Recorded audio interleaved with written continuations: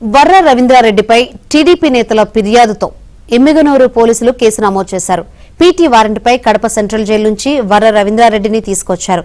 Emmiganur court judge సెలవులో ఉండడంతో పత్తికొండ కోర్టులో వర్రాను హాజరుపరిచారు. తర్వాత వర్రాను కడప జైలుకు తరలించారు.